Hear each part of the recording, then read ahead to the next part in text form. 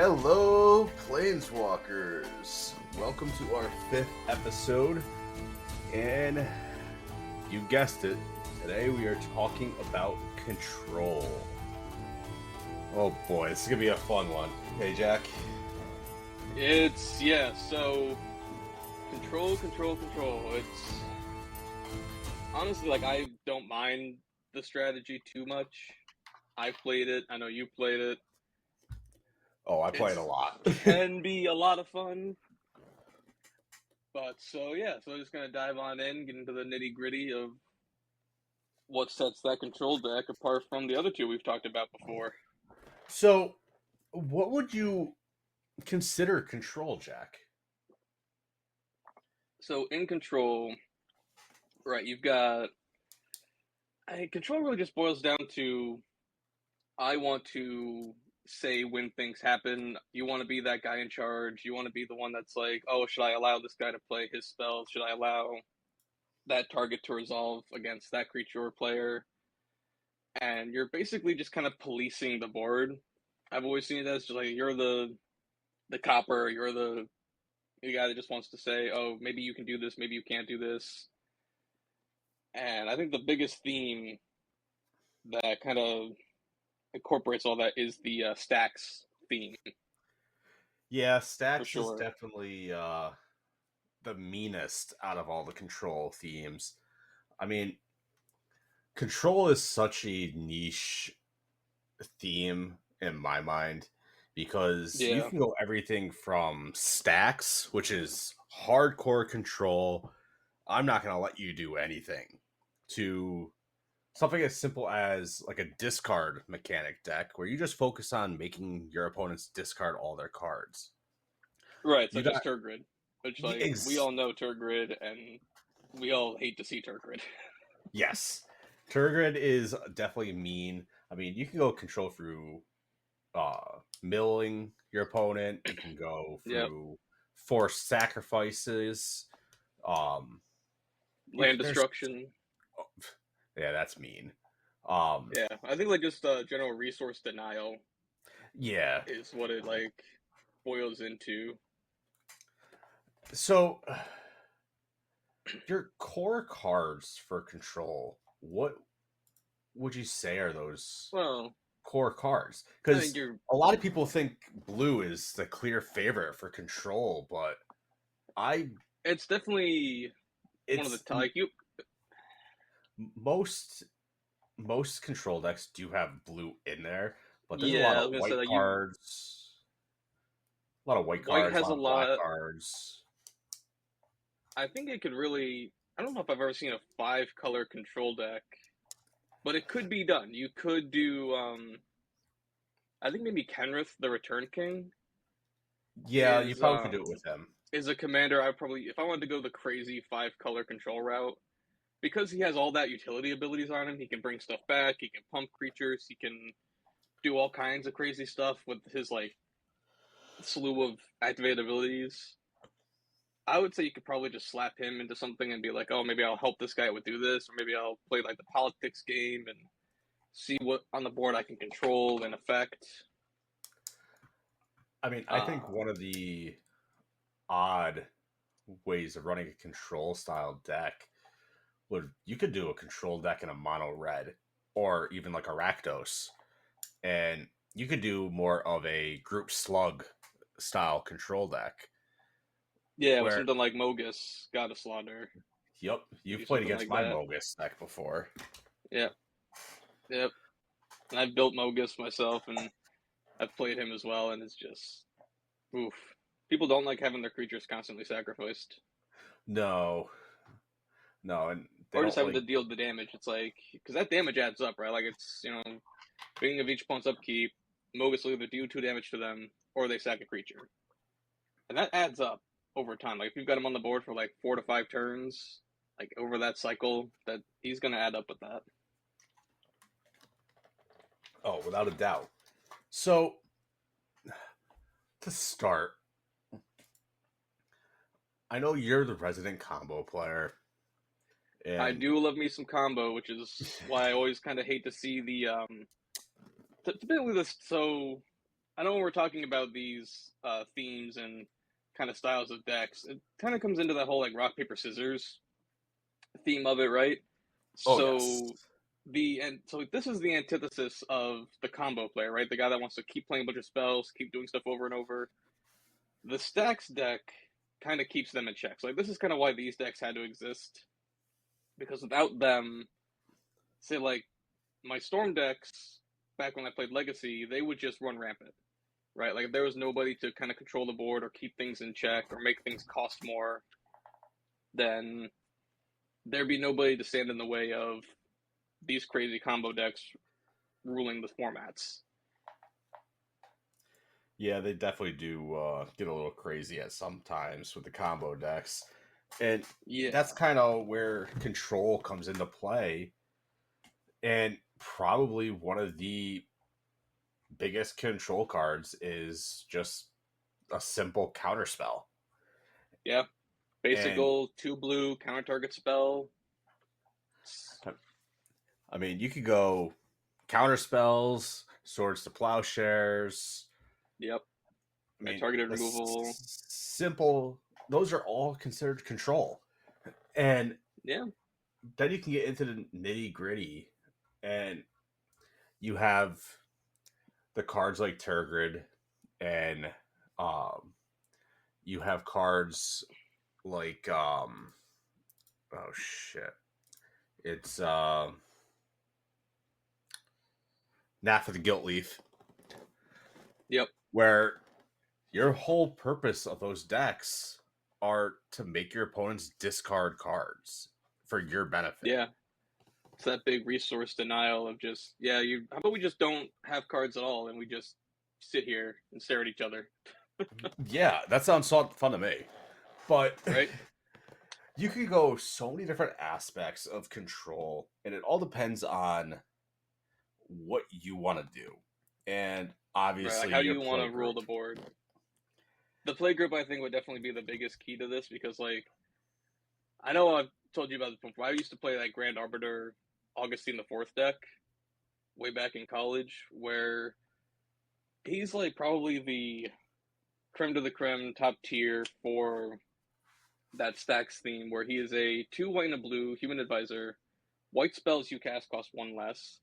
Blue spells you cast cost 1 less. And then spells your opponents cast cost 1 more.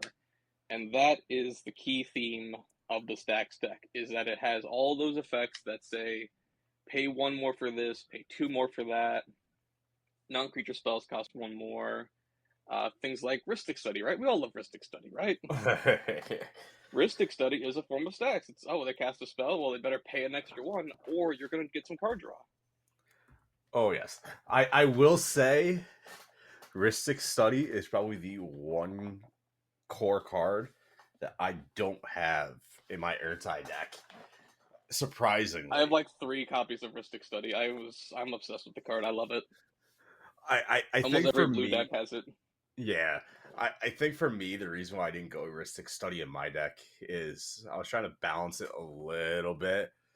Because Yeah, my play group at the time that I built this thing, they weren't necessarily on the same level of deck right, building as I was.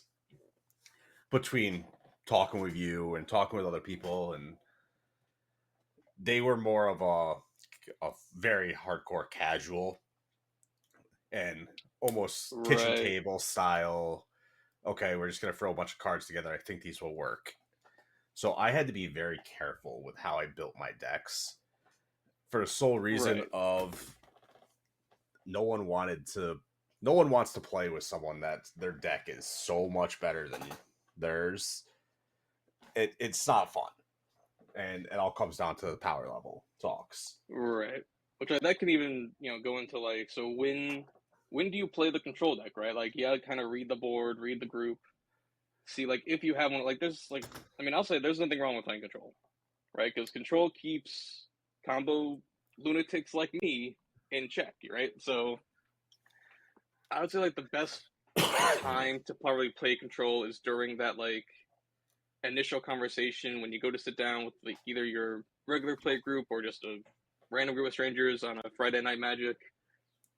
can see like, hey, what's everybody's playing. If someone said like, if you happen to have, say, that Grand Arbiter deck that's just full of pieces that make things cost more and can make, you know, keep other things in check. If someone says, oh, I have this crazy, I don't even know, like Joyra Oh God. combo, like Cheerio style deck, right? So like that's probably the best example I could think of because a deck like this, and one of my best buddies, he plays a Joyra deck with just all the cheap effects, makes his artifacts cheaper. And you know the Joyra I'm referring to is the one that like it's the two white, red and the blue. Whenever Yep. you Yep. play a historic spell, draw a card. Yeah. So he plays that where like he'll get the Helix thing that like you pay 50 life, deal 50 damage to somebody. Oh God. Yeah. Yeah, so he plays that, and he's like, you know, big deadly laser, plays like 50 artifacts in a single turn, gains a bunch of life. And the best way to stop that would be with something like Grand Arbiter and all those extra stacking effects that says, oh, you got to pay one for that, or you got to pay an extra one for that. You know, like with Thalia, Guardian of Thrimbid, right? All she is a first strike human soldier with non-creature spells cost one more to cast. Yep. And And you then also things like got. Aura of Silence. Oh yes. Yeah, like, so those effects there can keep them in check. So if they're saying, yeah, this is a really high powered deck, I win on like, you know, turn 4, turn 5. I mean, I guess for me, like I have I play control a lot, and almost all my decks have some sort of control aspect to it. Because in this Right. day and age, with the power creeping that Magic has seen into the Commander format the last 5 or so years, if you don't have a form of control or targeted removal in your deck, you're not going to win. And with that being said, like a deck like my Urtai deck, and this is probably one of the first times that I'm talking about this deck in more of a public forum here. Yep. Is my Urtai deck? It's an Urtai the Corrupted. He's 2 white, blue, black for a 3/4 wizard legend. And blue and a tap, sacrifice a creature or enchantment, counter target spell. So he's a counter spell on a stick. But Yeah, which is insane. I don't use them like that. And my whole deck, it's essentially zombie tribal. But I have the stacks pieces in there. I got the Torpor Orbs, the Winter Orb, Static Orb, Spear Resistance, cards like Intimidation, um, Bottomless Pit, all those ones that are essentially going to make everyone else pay more to even do anything. I mean, probably one of the bigger ones is a card like Ghostly Prison. 2 and a white. Creatures can't attack you unless their controller pays 2 for each creature they control that's attacking me. And you Right. got cards like Oppression. Whenever a player successfully casts a spell, that player discards a card. I mean, some of these cards are just meat. And when I go about this, and I think to myself, when I'm sitting down at a table for the first time, 9 times out of 10, I'm not playing my Urtai deck, even though it is my favorite deck. The only time I really sit down and I pull out my Urtai deck is when, after a game or so, or if I know the group and they ticked me off last time by doing some janky shit, I'll pull that out. Because I know Right. most of the time, as long as I'm drawing the cards I need, you're not going to beat me. My win percentage Right. is It's gonna be you're gonna very go for like the freaking long good. game. Yeah. Yeah. And I've had more people scoop to this deck than I have actual wins because they just can't do shit to it. And What it's been a while since I played against it. What is like your main win con in there? so my Wayne, wow, I can't talk tonight. So This morning. my main win con is my Painter Servant and Grindstone combo in there. Okay. But I also have cards like Rooftop Storm in there.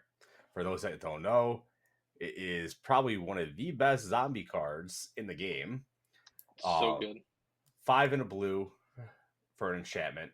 You may pay 0 rather than pay the mana cost for zombie creature spells you cast. Yep. So every single card, with the exception of a few, like I mean, I got Elish Norn, Grand Cenobite in there. Obviously, Yeah. Painter Servant, Yep. got Eternal Aketra, and some others. But 90% of my creatures in this deck are all zombies, and I have a lot of zombie lords that bump up my other zombies. I mean, I got Lord of the Cursed in there. Um, I got oh shit, what's the other one? Um, Risen Executioner, Cemetery Reaper, Diagraph Colossus, uh, Undead War Chief, Yeah, those are all Scarab really good God, ones. Zombie Master. And Zombie Master is a fucking fun card. And I remember when I bought this card, I paid like $2 for it, and it's sitting around $40 right now. It's an older card. It's 1 and 2 blacks for a Summon Lord card. All zombies gain Swamp Walk and Regenerate. That Yeah, it's is pretty good. fucking dirty. Essentially, as long as my opponent controls the swamp, they can't block my fucking zombies. And I mean, you probably that, run something like you have like Urborg in there, right, to turn all their stuff into swamps. yes, I do. Um, Yeah, it's but pretty sweet. so I have a bunch of stuff in there. Um, Obviously, one of my favorite is Army of the Damned. It's kind of like one of my pet cards that I've been using for years. It's Oh not yeah, I keep very that in great. my zombie deck. Like it's not very like mana efficient, being 5 and 3 black, but you create 13 tapped 2/2 zombie creatures, and it has flashback. But Yeah, like it can be pretty funny and niche to just be like, oh yeah, I'm just gonna make 13 dudes and see what happens. It's kind of rough that they come in tapped, but yeah, but there's ways around that. But yeah, I mean, I guess 8 mana though. I forgot that that thing was 8. yeah. But like, I guess for me, my Urtai deck, the whole purpose of it, I built this thing to just fuck with people, Yep. especially with cards like Overburden. 1 and a blue for an enchantment. Whenever a player puts a creature card into play, so it could be from the graveyard, it could be from the hand, from the command zone. That player now has to return a land to his hand. Like that's just mean. And obviously That's you gonna got get yeah. yeah. I mean, Overburden, Smother and Tithe, Propaganda's in there, Spear of Safety, Oppression. I mean, that's Yep. whenever a player successfully casts any spell, they got to discard a card. Um, then Painful Quandary is in there. That's a I was fun one really just too. thinking of that one. Yep, that's Three that and one two hurts. black. I've had that played on me. Yep. Whenever an opponent casts a spell, that player loses 5 life unless they discard a card. Yeah, that gets pretty crazy. Um, then another fun one. It's more of a protection, but it's Light Minefield. It's 2 and 2 planes. Whenever one or more creature attack, Light Minefield deals damage to each of those creatures equal to the number of attacking creatures. Um, Oh, that can be pretty good to kind of deter attacks. So like that's kind of like one of the whole like other strategies I would think is in these control decks is like you want to be able to kind of protect yourself because you know you're likely going to be targeted. oh, without a So doubt. like having things like that, which I mean, we refer to as like pillow fort effects, right? The sphere of Yes. safety is the propaganda because like I mean, yeah, those things stack on top of each other, which is like the whole thing, right? Stacks Oh, because like yes. these extra cost effects, right? They'll get on top of each other, and like all of a sudden, okay, now it's only 2 to attack, but then you drop down the ghostly prison, which does the same thing. Now it's 4 for every creature, Oh yeah. And and then it just speaking keeps of adding up. yeah, and then speaking of like other ways I can win, nothing is scarier than a bunch of fucking heavy hitting zombies that Yep. a lot of them do damage or do an effect once they hit you. Then you just dropping down a card like a Chroma's Memorial. It's 7 colorless for an artifact. Creatures you control have flying, first strike, vigilance, trample, haste, protection from black, red. Like that's disgusting. Yeah, Now I have a card like Diagraph Colossus, that's a and good one. if I have freaking just 20 zombie cards happen to be in my graveyard, he starts out as a 22/22 for only 3 fucking mana to cast. And whenever I cast a zombie spell with him on the field, I just create a tapped zombie token. Like that's scary because now Diagraph Colossus could potentially be that big with flying, first strike, vigilance, and trample. And Yeah. So like, it's good to have like multiple ways to kind of close the game out because as we know, control decks can kind of go pretty long, right? Like you're trying to get that end game or that long game going, right? oh god, yeah, that's the last thing you want to do. If you decide to make a control deck, for the love of God, make sure you have a way to win the game. Yeah. Don't sit there and So just like be like, yeah, nope, I'm just gonna let like this just all play 20 out. counter spells and yeah, like have a way to close things out, right? That's kind of like the biggest that could be the biggest hurdle that some control decks run into is like they want to put all these effects in there that stack and that control things and tax people and other things like that shut down abilities because you got a lot of effects here that can shut down activated abilities, turn off different modes of play, and stop like extra card draw like Narset. So like you definitely would want to be able to close the game out at a relative pace. Probably like maybe turn 10 or 12 if you really want to go long. Yeah, I mean the last Have some thing, kind of combo or something.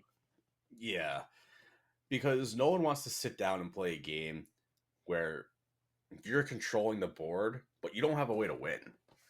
Yeah. Like you could have all the stacks pieces out there shutting down the game for everyone else, but if all anyone can do is sit there and say, "All right, pass," then you go and you Yeah. pass. That's not fun to play, and It's that's gonna be definitely one of those. not. That's gonna be one of those ones after that game. If I'm in a play group with you and you brought out a deck like that, I'm gonna be sitting there talking to you after the game and pretty much saying, "Look, dude, the deck is awesome. It does its job very, very well, but you need to find a way to win with it.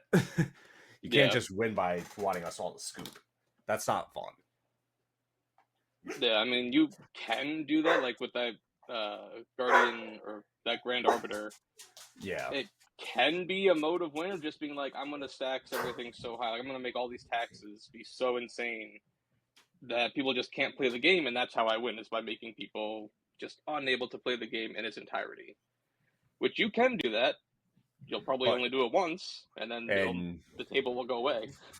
yeah, you might lose your play group. You're gonna lose. Yeah, like if you go to a Friday Night Magic and you pull this thing out, and if it's the only deck you brought, I hope you only wanted to play one game because yeah, you're likely not going to get more than one game out of it.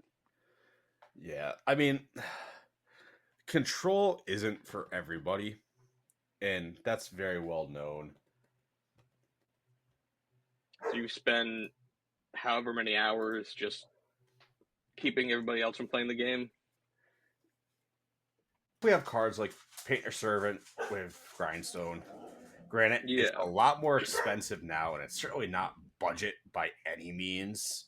I mean, Christ, Painter right, Servant definitely. alone is $65 on TCG or Card Kingdom. Right, and like a lot of these mainstay stacks cards, like the Ristic Study, and even things like Smothering Tithe, which actually Smothering Tithe kind of went down a little bit. It's only like 25 right now. But the cards that like pay this amount of mana or I get a cool benefit, they're pretty expensive. You Yeah, I know? mean, most of like my enchantments that I'm running in my Urtai deck, with the exception of some of like the more common ones, like my Graph Harvest, Casmina's Transmutation, Levitation, a lot of them are anywhere between $5 and up. So yeah, it's technically budget, but for someone that is looking to build a deck under $100, there's a lot better ways to win or build a good deck than going the stacks route. Yeah, I mean, there's other forms of control too, right? Like, I mean, you got just your basic. I want to control the board with counter spells and the stack stuff. One I see here too is actually Send Triplets, which is the Theft style deck.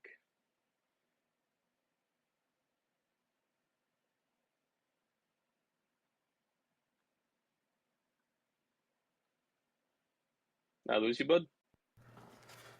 No, my father fucking just called me back. Oh, Another thing for the restaurant. Glories of owning a business. But yeah, right. repeat what you just said, man. So we're talking about we're saying the Theft deck is another fun style of Oh control, God, yes. I think.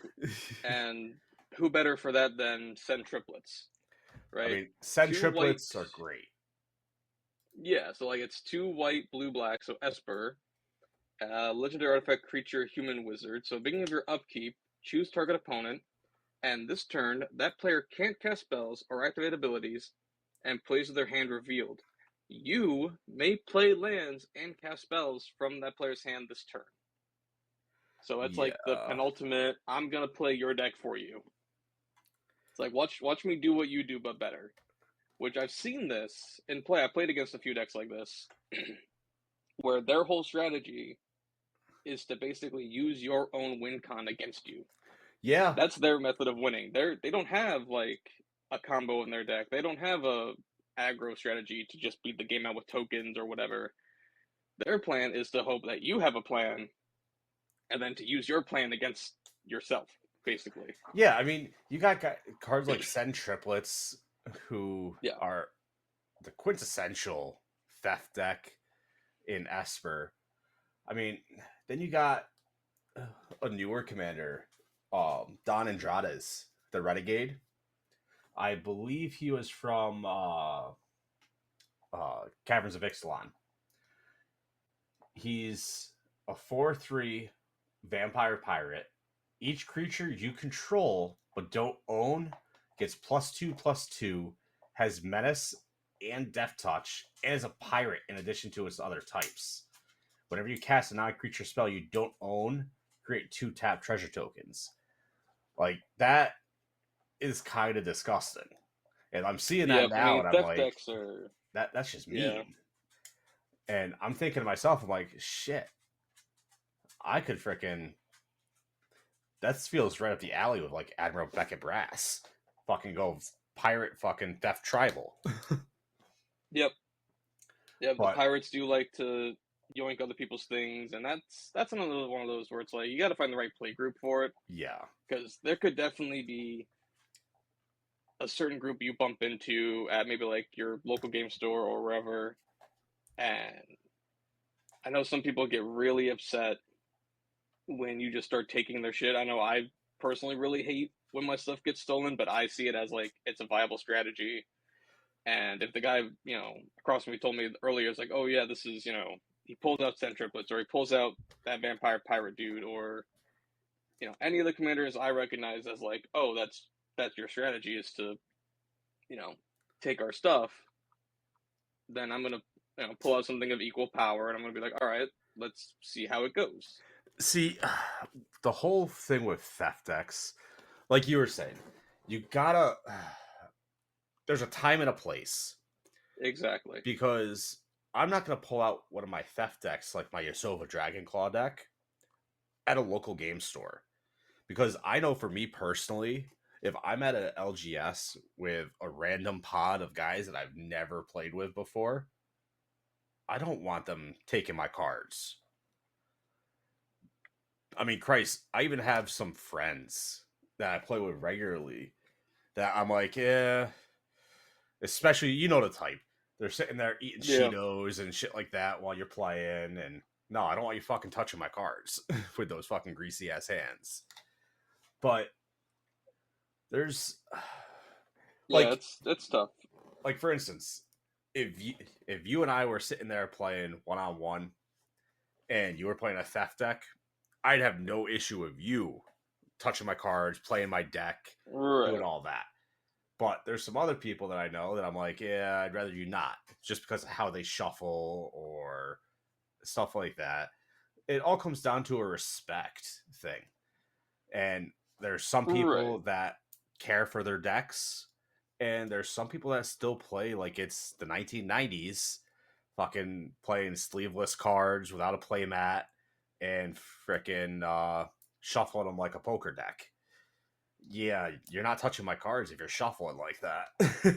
Oh, yeah, that's a big red flag for me. Like I cringe every time I'd see somebody try to like shuffle, like do the bridge shuffle or whatever with Yeah, unsleeved cards. That just, buddy, who hurt you? like Right? Like who hurt you and what can I do to help you? in the back of my mind, I know how expensive some of my decks are, and yeah, it's a playing card game, but you almost, especially at the upper end of Commander, you gotta treat your decks like investments. I Yeah. mean, Christ, when I built my Urtai deck, I want to say I spent maybe $150 on the whole thing. That deck is now worth over $600 according to Card Kingdom high or mediums. So like Yeah. I'm not freaking gonna be sitting there and doing a bridge shuffle and fucking up my cards. Like to me that's just feels like a waste of money at that point. But so you could go a lot of different routes with control. And Jack, what would you say? I know you really haven't played much control recently, but Not in a while. I kind of stopped after I built that Grand Arbiter deck back in yeah, college. It just wasn't. It, it wasn't a good time really for me or the table because I did put in all those stacks effects, and I was a young dumb idiot who didn't really think much about other people's enjoyment of the game back then.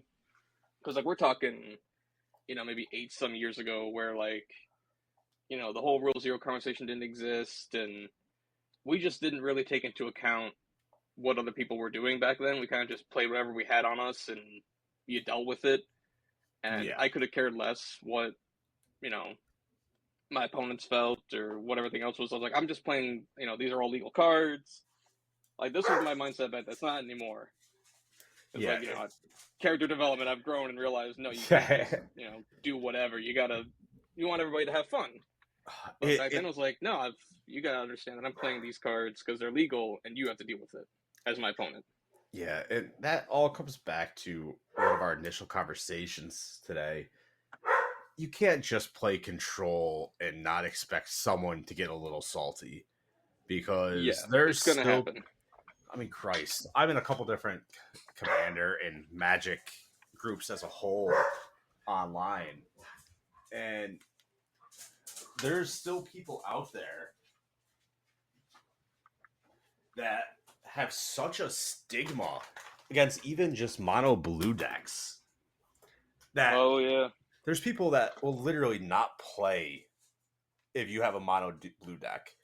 And to me, that's fucking crazy because you could go and just have a mono blue fucking Merfolk deck without any fucking control in it, and you're already stereotyped.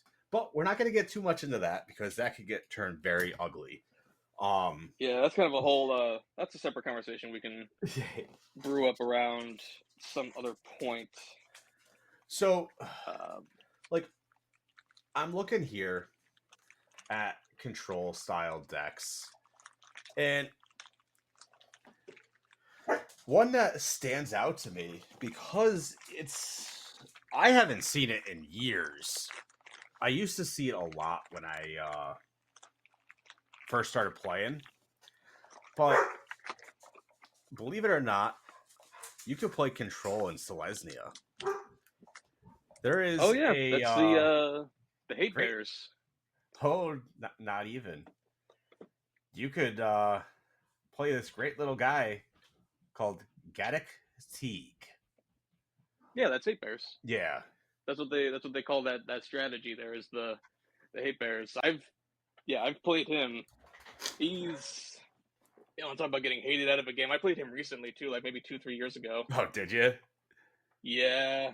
Well, so I had him in the 99, and there's actually a great segue to that too, because like I played that Yasharn, the Okay. giant elemental boar. Yeah, yeah, yeah, So yeah. I played him as the face, and I was cheeky with this because I was like, oh, it's they can't pay life or sack non-land permanents, right? So it's kind of a way to like, it's not as mean as Gaddock Teague, but it's along the same line. But like, keep going with what you were saying about Gaddock Teague though.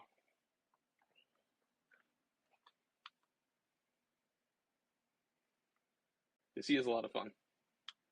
Yeah, Gaddock Teague is definitely interesting, but with any freaking stacks or control, you're gonna get fucking hated off real quick. Um, there is one deck that I keep seeing pop up that I am planning on building, but I don't think I'm gonna go the control route with them. Mm-hmm. I have in my brew library Thalia in the Gitrog monster. Oh Uh, yeah. one white, black, green for a human frog horror 4/4 has first strike, death touch, and on the card it reads: you may play an additional land on each of the turns. Creatures and non-basic lands your opponents control enter the battlefield tapped.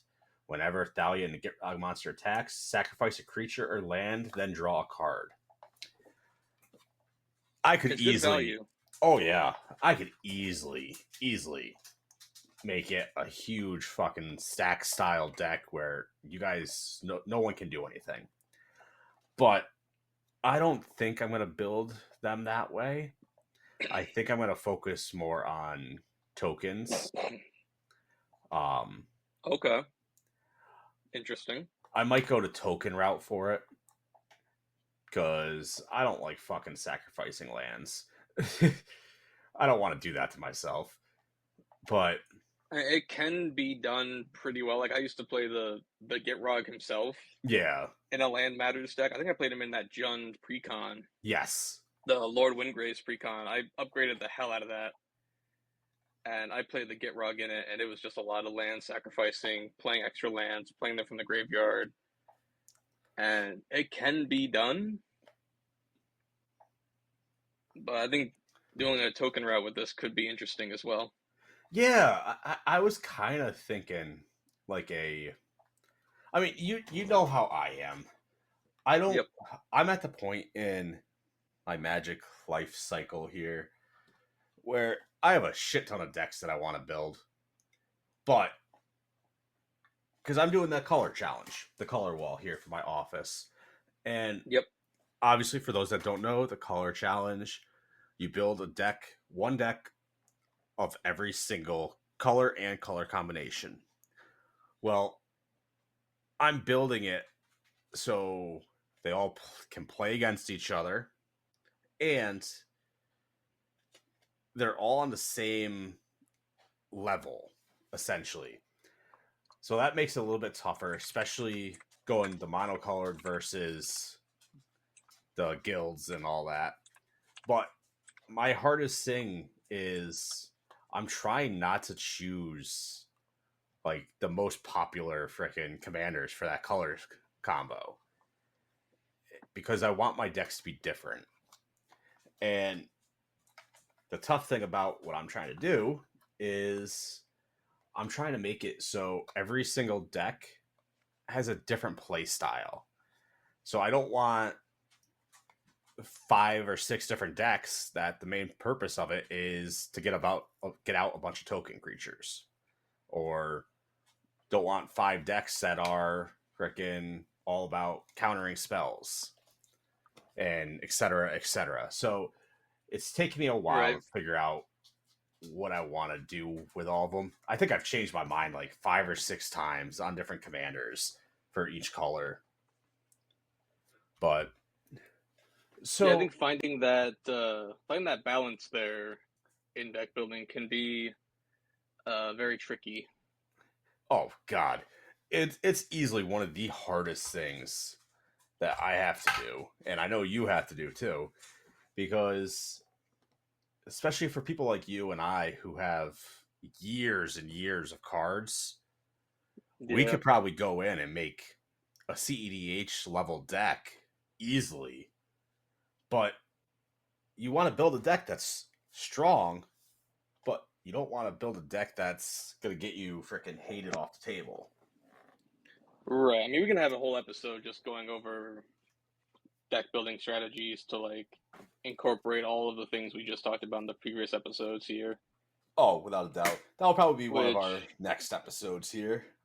yep, going over statistics of deck building and just kind of going over like how many like just the general stats. I think like how many lands do we run, how many pieces of interaction, board wipes, things like that. Which like in control decks in particular, you got to kind of balance out how many counter spells do you want, how many pieces of control or interaction should you play. Like if you're playing a stacks deck, right? How many pieces of those stacks should you have in that deck? Like how many pieces, like Aura of Silence, for example, right? That 3 mana Oh, yeah. makes artifact and enchantment spells cost 2 more. How many of those effects do you think we should run in a control deck like that? I mean, I think it all depends on coming down to how much of an asshole do you want to be. Well, I mean, like if you just want to make the deck good, right? Like if you just Yeah. like Oh, yeah, say yeah. we're building Grand Arbiter, right? We're building, him. Like how many? Like I would say probably you'd want in a deck like that maybe 15 to 20 Yeah. if you can get them. Like you'd probably want a good number of pieces Not that only do that, that. yeah, and not only that, you'd want ways like there's a lot of stacks pieces that are enchantments. So Yep. you'd want So like some ways, enchantment synergy. yeah, you'd want ways to bring back your enchantments for sure. Um, Yeah, there's definitely stuff out there you could do for that. There was an alternate win con I saw here actually. Where did it go? Oh, here we go. It's the Azores Elocutors, something like that. So it's a human advisor, 3 hybrid blue whites. You could play with 3 and 2 blue, or 3 and 2 white, or 3 and blue white, whichever. So at the beginning of your upkeep, put a filibuster counter on Azur's Elocutors, and if it has 5 or more, you win the game. oh god. But whenever a source, sorry, if a source deals damage to you, you take a counter off of this creature. So it's really funny that they added it as filibusters, as like that's basically just you stalling in the courtroom Yeah, that's and kind of just funny. continuously saying your shit over and over again and like keeping everybody from making a decision. So it's literally like a way. This could be a fun win where you're basically stalling the game out in its entirety for 5 turns, waiting to get this thing up there, and then on your upkeep you just win. Yeah, that's just mean. Yeah, I don't see many players in a group liking that all that much. No, probably not. I've tried it too. I've tried to make it work. It doesn't work. Yeah. Like since he's a creature, it's almost impossible to really like if you're playing against a group of like serious players that have their decks built to a T with plenty of interaction and plenty of ways to like halt things. there's probably just a very unlikely chance he's going to get around to even your second turn. Like, you'll play him, it'll go around the turn cycle, and somebody's going to interact with it in some way. Someone's going Oh, to kill it, they're going to exile it, they could board wipe. Yeah. yeah. I mean, speaking of like how many cards you need, I mean, in my like Urtai deck, for instance, I have one card in there that's essentially counter spell type of card, Yep. and it that's partially because my Urtai's counter spell on a stick, but I do have a Psych Rift in there. Yep. And for those So of yeah, you so that like are, board wipes are definitely a good key component to have oh yes, in that. I mean, and for those that don't know, Psych Rift is probably one of the greatest blue cards you could buy if you're able to find it cheap It's enough. Um, I would say it's definitely one of the staples for yeah, sure to go in, especially into a deck like this. Like, it's right up there with Ristic Study. yeah. I mean, right now it's sitting right between $30 and $40, which it's Yeah. definitely not budget, but it's one of those cards where if you need to drop some money to help make a deck work, I would definitely look into Psych Rift or Aristic Study style card. Yeah, I would say those are probably two of the biggest cards that they'll take your deck to the next level, right? Like, Yes. those are things that is like, Psychic is one of those where it'll, send everything back to the player's hands. It'll clear the board for you if you've got an army of tokens or what have you. Bounce everything up and then just go to town with that. And I have seen it where the best ways to use a card like that in particular is to always just try to do it so that you win either that turn or at least by the very next turn you win. Oh yeah, because you're gonna meet with your target right then and there. Oh yeah. So we talked about different styles of control decks. What else are we missing from this little chat we're having here? Um, I mean, those are pretty much the main go-tos, and basically that's everything you'd ever want to need or know, I would think. All right. So with that being said, we kind of missed our segue talking about power level of decks and how to build and what we need in each type of deck. So I'm going to go back to the power level. And I think that's probably going to be what we're talking about next is our definition Yeah. of the power scale here. And to leave it on a little teaser, what would you say to make it simple? And so we have a Yeah. starting place here to go into next episode. What would you say the precons? What are we going to judge the precons? Like, what power level off the bat are we So going to judge them at? Because I know back in the day when I precons. first started, I would have said precons are all power level 5. Because realistically, that's what they were back then. But with how good that these things have gotten in the past few sets, I I don't know if that holds true anymore. The precons have definitely gotten slightly better in some ways. Like, some of them have definitely gotten better in some sets. I mean, we can just look at the Outlaws of Thunder Junction, where that is a deck was just an absolute powerhouse. Oh god, yeah. But when you compare it to the Outlaw, the Mardu one with Olivia, I've played that one myself. I've upgraded a little bit. I've tried to play it.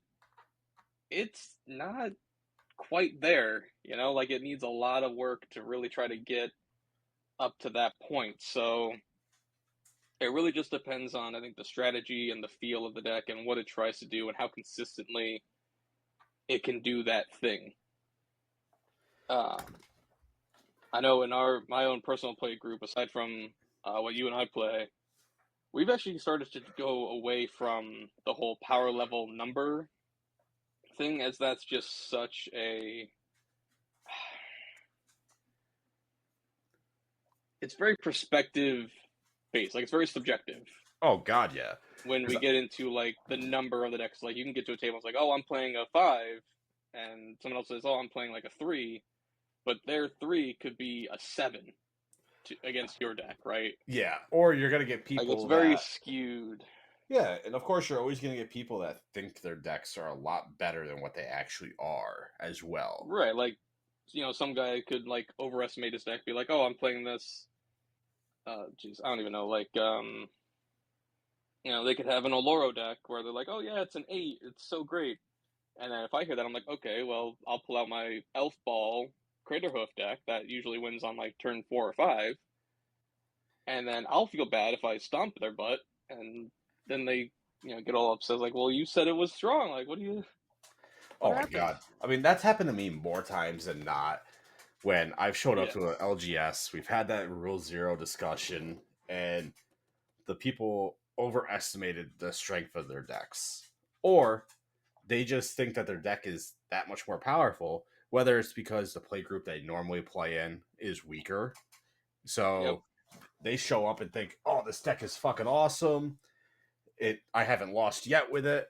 And there's been times when I had a guy tell me, okay, yeah, my deck's around 7 or 8. In my head, I'm like, oh, awesome. It's not at CDH, but it's pretty optimized. I'm yeah. gonna pull It's out my pretty Urtai consistent, pretty deck. close. And I Yep, pull out a deck like Urtai, or even like my Miram deck, which my Miram deck is pretty damn optimized. yep, And they can't do anything against me. And yeah. I'm sitting there, I'm like, dude, your deck's not a fucking 7 or an 8. That's like a 3. Like Right. It's not my my like what you precons can do. beat this. Yeah.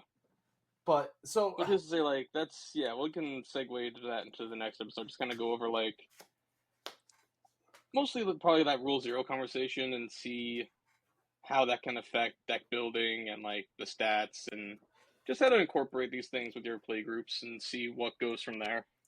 yeah. So with that, we will see you guys all next time. Thank you again for joining us on this lovely adventure. And we Yep, will yep, talk yep. to you guys all next week. See ya.